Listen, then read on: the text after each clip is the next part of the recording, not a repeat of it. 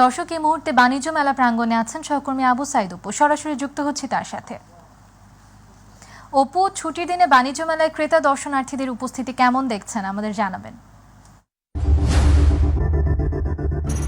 Induction cooker, যা induction burner সহ সব ধরনের চুলায় রান্নার উপযোগী।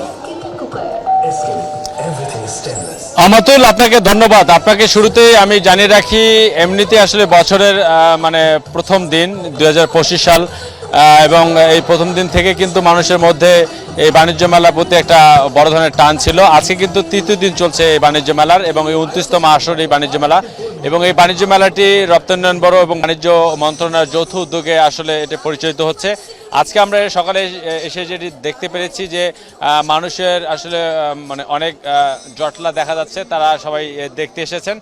আর পাশাপাশি একটি বিষয় আপনাকে জানিয়ে রাখি, এবারে আন্তর্জাতিক বাণিজ্য মেলায় 60টি দেশের 11টি শীর্ষ প্রতিষ্ঠান ছাড়াও আরও অন্য বাংলাদেশের যে প্রতিষ্ঠানগুলো রয়েছে তারা কিন্তু এখানে বিভিন্ন প্যাভিলিয়ন এবং স্টল তারা দিয়েছেন। আর পাশাপাশি আরেকটি বিষয় আপনাকে জানিয়ে রাখি যে এখানে এবারকার মেলার সবচেয়ে বড় আকর্ষণ ছিল যে মূল ফটক থেকে শুরু করে সর্বস্তরেই যে 24-এর যে গণস্পিড হচ্ছে 5 আগস্টের পরেই 5 আগস্টের সময় যারা নিহত হয়েছেন সেই গণ অভ্যুত্থানের সময় তাদের আসলে প্রতিচ্ছবিগুলো এখানে ফুটে তোলার কারণে তরুণ প্রজন্মের মধ্যে একটা বড় ধরনের আগ্রহ দেখা দিয়েছে।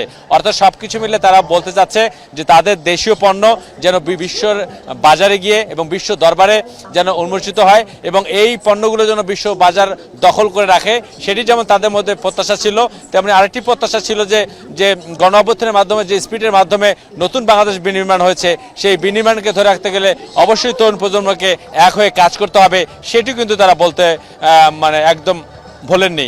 আর নিরাপত্তার চাদরে বলতে গেলে নিরাপত্তা অনেকটা চমৎকার রয়েছে। এছাড়াও যারা বাণিজ্য মেলা যেহেতু একটু দূরে রয়েছে, সেজন্য প্রায় 200টি শাটল বাস সংশ্লিষ্ট কর্তৃপক্ষের পক্ষ থেকে ব্যবস্থা করা হয়েছে। অনেক দর্শনার্থীরা আসছেন। আসলে এখনও তেমন কেনাবেচা জমে না উঠলেও বিভিন্ন স্টল এখনও পরিপূর্ণভাবে ঠিকঠাক হয়নি, তারপরেও মানুষ আসছেন, দেখতে আসছেন।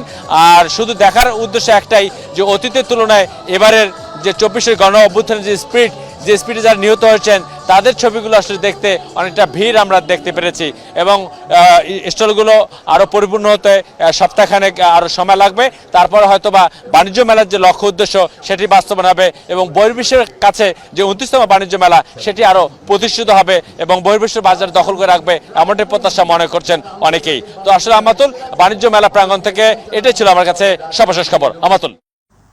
অপু, আপনাকে ধন্যবাদ। দর্শক, বাণিজ্য মেলা থেকে সরাসরি যুক্ত ছিলেন সহকর্মী আবু সাইদ অপু।